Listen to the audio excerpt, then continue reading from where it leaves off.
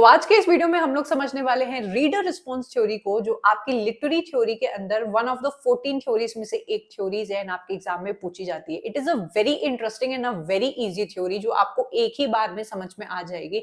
तो हम लोग आज इसका कॉन्सेप्ट समझेंगे कि क्या कहती है रीडर रिस्पॉन्स थ्योरी। इसके अंदर आने वाले सभी राइटर्स की मैं प्रॉपर लिस्ट आपको दूंगी जिसको आपको लर्न करना पड़ेगा। ध्यान दीजिएगा, आप जब भी किसी भी पर्टिकुलर थ्योरी को पढ़ रहे हैं तो जरूर से उसके राइटर्स की एक लिस्ट बनाया करो और उसको लर्न किया करो, क्योंकि आपके एग्जाम में इससे ही कई सारे क्वेश्चंस बन जाते हैं कि चार राइटर्स पोज करके आपसे पूछेंगे कि बताओ कौन सा रीडर रिस्पॉन्स थ्योरी का पार्ट नहीं है या फिर किसी और थ्योरी का पार्ट नहीं है। तो अगर आपने एक पर्टिकुलर थ्योरी को पढ़ा है और उसके राइटर्स को लर्न कर लिया है, लिस्ट कर लिया है अपने नोट्स में, तो आपके क्वेश्चंस आसानी से बन जाएंगे। हम लोग समझेंगे कि इस पर्टिकुलर थ्योरी के अंदर कौन कौन से इंपॉर्टेंट टर्म्स आते हैं जिसको आपको पढ़ना जरूरी है। Lastly, as I always do, कि आप क्वेश्चंस यहां से जरूर से करके जाएंगे ताकि आपको पूरा कॉन्फिडेंस मिले कि अगर मैंने एक थ्योरी को प्रिपेयर किया तो उससे किस टाइप के क्वेश्चंस पूछे जाते हैं। एज आई ऑलरेडी सेड कि ये reader response theory is one of the 14 theories जो हम लोग लिटरेरी थ्योरी के अंदर पढ़ते हैं।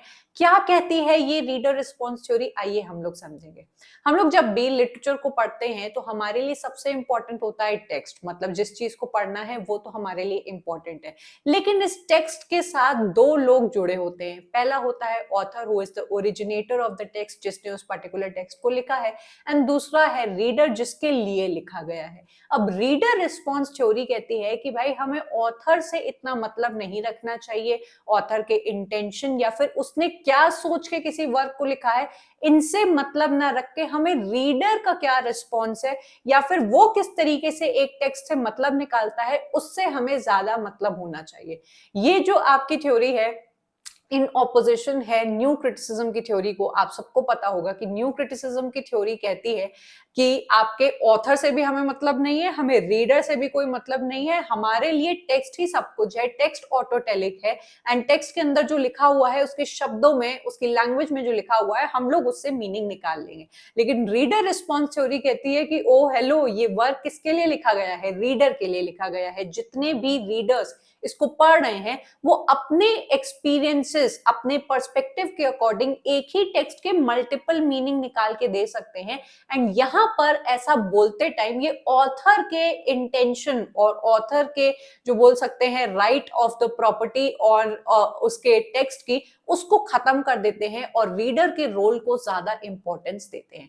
सो रीडर रिस्पॉन्स थ्योरी पूरा का पूरा जो एम्फसिस है वो रीडर के रोल और उसके एनालिसिस के ऊपर डाल देती है। एंड इस थ्योरी में एक बहुत ही इंटरेस्टिंग बात की गई है जो आप लोग सुन के अग्री करेंगे एंड आप लोग को लगेगा कि हाँ ये बात बिल्कुल ठीक है, कि इस दुनिया में जितने भी टेक्स्ट हमारे सामने आते हैं वो उन सभी का एक मीनिंग नहीं होता है, उन सभी के मल्टीपल मीनिंग्स होते हैं। क्यों ऐसा होता है?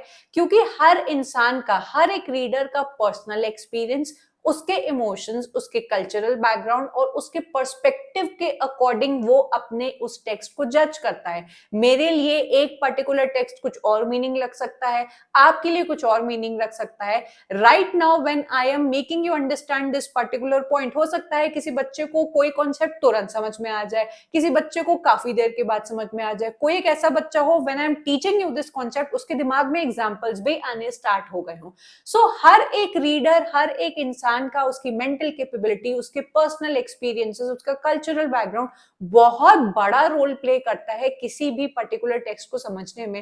And that is why reader response theory कहती है कि पूरा जो रोल होता है एक टेक्स्ट को समझने का वो रीडर के हाथ में होता है एंड ना कि आपके ऑथर के हाथ में। इस पॉइंट को मैं समझाना चाहूंगी एक बहुत ही अच्छे एग्जांपल का यूज करके, जो मैंने कई बार बच्चों को दिया हुआ है। This is one of my favourite examples. हालांकि ये मूवी मैंने कभी भी नहीं देखी है तो मैं आपको डिटेल्स नहीं दे पाऊंगी, लेकिन जितना भी इंस्टाग्राम वगैरह से मुझे आइडिया लगा, I can give you a very good example. आप सभी को पता है कि ये जो एनिमल मूवी है और कबीर सिंह मूवी है बहुत ज्यादा फेमस हो गई थी, काफी ज्यादा करोड़ कमाए हैं इन मूवीज ने। जब ये मूवीज आई थी तो आप सभी को पता है कि हर टाइप के रीडर या हर टाइप की ऑडियंस ने इन मूवीज को अलग अलग तरीके से रिसीव किया। एक particular chunk of the audience ने कहा कि यार क्या मूवी हम लोग ने देख ली, क्या एकदम माचो मैन टाइप का हमारा ये जो हीरो है, जो लोगों को मारता है, लोगों को गालियां देता है एंड लड़की को, अपनी गर्लफ्रेंड को किस तरीके से कंट्रोल में रखता है, ये जो मूवी है है वो बहुत मजा आ गई, काफी सारे यंग लड़कों एंड लड़कियों को ये मूवी या फिर इन हीरोज को देखकर बहुत ज्यादा अच्छा फील हुआ। वहीं दूसरी तरफ फेमिनिस्ट टाइप के आपके कुछ लोग निकल के आते हैं और कहते हैं क्या बकवास मूवी आपकी निकली है, कितनी बुरी तरीके से ये मेल सेंटर्ड अप्रोच दिखाने की कोशिश कर रही है, जो आपकी वुमेन को एक बहुत ही गंदी लाइट में और ऑब्जेक्ट के रूप में दिखाने की कोशिश करती है। ये लड़के टोटल रेड फ्लैग लड़के हैं जो अपने अदर काउंटर पार्ट को बिल्कुल कुछ भी नहीं समझते हैं, अपनी पर्सनल प्रॉपर्टी समझते हैं।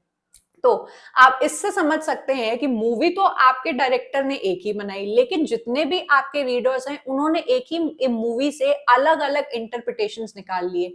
इससे हमें क्या समझ में आता है कि जो रीडर होता है वो अपने पर्सनल एक्सपीरियंसेस, अपने कल्चरल बैकग्राउंड और उसकी कितनी समझ है अपनी पर्सनल चॉइसेस के अकॉर्डिंग किसी भी पर्टिकुलर टेक्स्ट को या किसी भी मूवी को जज करता है। इसका मैं आपको एक और रियल लाइफ एग्जांपल दे सकती हूँ कि सपोज करिए कि आप सभी लोग हम लोग हॉल में गए हैं, हम लोग मूवी देख रहे हैं, एक ऐसा डेथ सीन आता है जहां पर किसी बिलवेड की डेथ हो रही है एंड पर्सन नंबर ए जो है उसको बहुत रोना आ रहा है एंड पर्सन नंबर बी जो है उसको उस सीन को देखकर कुछ नहीं हो रहा है। पर्सन नंबर ए इसलिए रो रहा है क्योंकि रिसेंटली उसने भी अपने घर में एक डेथ को एक्सपीरियंस किया है या अपने किसी चाहने वाले को खोया है, तो वो डेथ सीक्वेंस जो आ रहा है उसको देखकर जो पर्सन ए है वो ज्यादा हिट फील करेगा, ज्यादा इमोशंस उसके मन में आएंगे। वहीं दूसरी तरफ पर्सन बी ने कभी भी रिसेंटली या फिर अभी तक कभी भी किसी डेथ को एक्सपीरियंस नहीं किया है, तो वो जो सीक्वेंस है, वो सीन है, उसको इतना टच नहीं कर पा रहा है, उतना ज्यादा हिट नहीं कर पा रहा है। इससे हम लोगों को ये चीज समझ में आ रही है कि जो हमारे पर्सनल इमोशंस हैं, हमारे पर्सनल एक्सपीरियंस है, उनका इस्तेमाल करके हम लोग एक टेक्स्ट को जज करते हैं एंड यही चीज आपके एक ही टेक्स्ट को जो सिर्फ एक ही इंटेंशन के अकॉर्डिंग बना होगा उसके मल्टीपल मीनिंग्स निकल कर आ जाते हैं, क्योंकि उसका जो मीनिंग है अब रीडर के हाथ में है, ऑथर के हाथ में नहीं। सो ये एक डायनामिक रिलेशनशिप शो करता है आपके टेक्स्ट और आपके रीडर के बीच में। जो इंडिविजुअल फैक्टर्स होते हैं एक टेक्स्ट को इंटरप्रेट करने के लिए, वो कंट्रीब्यूट करते हैं लिटरेचर को एक मल्टी डायमेंशनल तरीके से हम लोग को दिखाने की कोशिश करते हैं एंड ये आपके लिटरेरी इंटरप्रिटेशन को डेमोक्रेटाइज कर देता है कि हर इंसान अपनी बुद्धि एंड अपनी कैपेबिलिटी के अकॉर्डिंग उस पर्टिकुलर वर्क को जज कर सकता है। So reader response theory primarily oppose करती है न्यू क्रिटिसिज्म को और कहती है कि जो टेक्स्ट का इनहेरेंट मीनिंग होता है वो उसके अंदर नहीं होता है, रीडर उसका जो मतलब निकालेगा उसी से उस पर्टिकुलर टेक्स्ट का मतलब निकलेगा। एंड हेंस न्यू क्रिटिसिज्म का ये जो कहना कि टेक्स्ट अपने आप में इनफ है, वो ऑटोटेलिक है, उसको ऑथर या रीडर की नीड नहीं है, इस पॉइंट को आपकी रीडर रिस्पॉन्स थ्योरी पूरी तरीके से रिजेक्ट करती है। रीडर रिस्पॉन्स थ्योरी कहती है कि मीनिंग तब तक एग्जिस्ट नहीं करता है जब तक एक रीडर सामने आके अपना कोई इंटरप्रिटेशन ना दे एंड ये जो इंटरप्रिटेशन है वो हमेशा सब्जेक्टिव होता है। जैसे मैंने आपको कबीर सिंह और एनिमल मूवी का एग्जांपल दिया कि भाई हो सकता है कि वो मूवी मेरे लिए महागोबर मूवी हो सकती है कि भैया उसको देखकर मेरा टाइम वेस्ट हो जाए, ऐसा हुआ भी है कि my family, my friends have judged me कि अरे यार इतनी अच्छी मूवी तुमने देखी ही नहीं है आज तक, what kind of world you are living in. So सबके अपने पर्सनल चॉइसेस होते हैं। देयर आर सम पीपल जिनको ऐसे टाइप का फिक्शन इंटरेस्ट दे सकता है, there is nothing to be judged and कुछ ऐसे लोग हो सकते हैं जिनको बहुत ही लॉजिकल चीजें अच्छी लगती हो। सो एक ही टेक्स्ट के जो मल्टीपल इंटरप्रिटेशंस होते हैं वो सब उनके रीडर्स के ऊपर डिपेंड करते हैं। ये जो थ्योरी है आप लोग अपने नोट्स में लिखिएगा, 1960s एंड 1970s में ओरिजिनेट करती है as a reaction to your text centred approaches जो हम लोग ने फॉर्मलिज्म और न्यू क्रिटिसिज्म में देखा है। ये जो आपकी थ्योरी है यूएस एंड जर्मनी में सबसे पहले बहुत ज्यादा फेमस हो गई थी। Now let me talk about all the writers जो आपको पढ़ने चाहिए, जो कि हैं आपकी Louise Rosenblatt, she is a woman, Wolfgang Iser, Stanley Fish, Norman Holland, David Bleich and H R George. इन सभी राइटर्स को प्रॉपरली अपनी लिस्ट में बना के लिखो, क्योंकि अगर आप रीडर रिस्पॉन्स थ्योरी को पढ़ रहे हो तो इन राइटर्स को पढ़ना जरूरी है। नाउ इन राइटर्स ने अपने बहुत सारे इंपॉर्टेंट टर्म्स दिए हैं जिससे आपके एग्जाम में क्वेश्चन पूछे जाते हैं, जिसमें से सबसे जो मोस्ट इंपॉर्टेंट है वो आपको यहाँ पर दिखाई दे रहा है। स्टैनली फिश का इंटरप्रेटिव कम्युनिटीज का जो कॉन्सेप्ट है वो बहुत ज्यादा इंपॉर्टेंट है। आपके वुल्फगैंग आइसर का इम्प्लाइड रीडर एक बहुत ही इंपॉर्टेंट कॉन्सेप्ट है।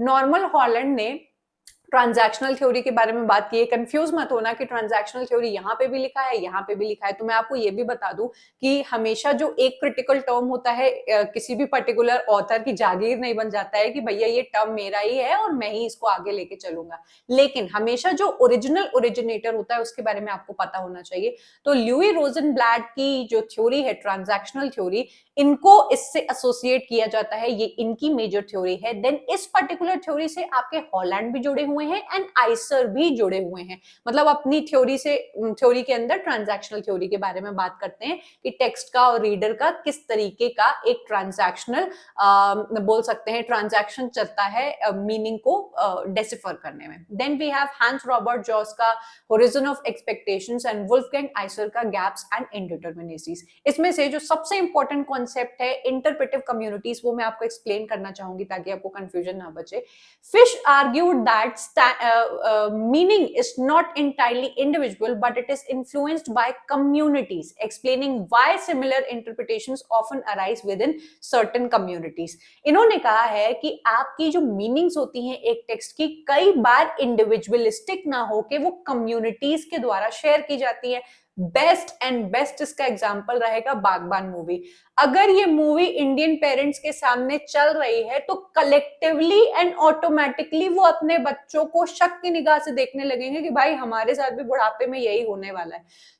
ये एक कम्युनिटी जो है वो अपने आप ही इस पर्टिकुलर मूवी से एसोसिएट कर ले रही है। एक पर्टिकुलर एज ग्रुप के लोग, एक पर्टिकुलर थिंकिंग के लोग जो अपने बच्चों को अचानक से इस मूवी को देखते देखते विक्टिम का रोल प्ले करने लगते हैं एंड ये सोचने लगते हैं कि यार हमारे साथ भी यही होने वाला है बुढ़ापे में, हमारे ये नालायक बच्चे हमें नहीं देखने वाले हैं।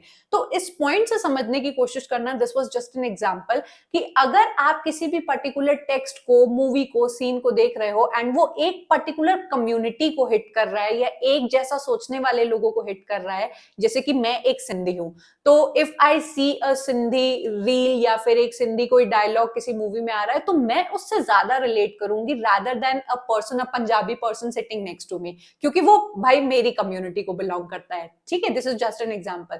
सो इंटरप्रेटिव कम्युनिटीज ऐसा आपका एक कॉन्सेप्ट है जो स्टैनली फिश देते हैं कि कभी कभी जो मीनिंग्स होते हैं वो पूरी पूरी आपकी कम्युनिटी से जुड़े हुए होते हैं एंड अपने आप ही उस एज ग्रुप के लोग, वैसा सोचने वाले लोग या किसी पर्टिकुलर कम्युनिटी को बिलोंग करने वाले लोग एक कलेक्टिव मीनिंग को डेसिफर करने लगते हैं, जैसे बागबान मूवी में होता है।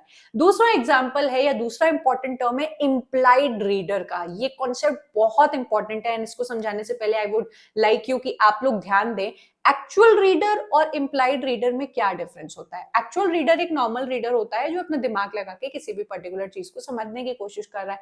इंप्लाइड रीडर एक ऐसा रीडर होता है जो आपके ऑथर के दिमाग में होता है। ऑथर जब अपना वर्क लिख रहा होता है तो एनविजन करता है एक हाइपोथेटिकल रीडर को कि जब मैं अपने रीडर को ये बात समझाऊंगा तो वो इस तरीके से समझेगा। जैसे आप लोग मेरा एग्जांपल ले सकते हैं कि मैं जो आपको ये बागबान के एंड मूवीज के एग्जांपल देती हूँ तो मैं एक हाइपोथेटिकल रीडर या हाइपोथेटिकल ऑडियंस अपने दिमाग में बनाती हूँ कि जिस तरीके से मुझे ये कॉन्सेप्ट समझ में आ रहा है, मैं इसको मूवी से रिलेट कर रही हूँ, मैं इन्विजन करती हूँ कि मेरी ऑडियंस को भी वैसे ही समझ में आएगा।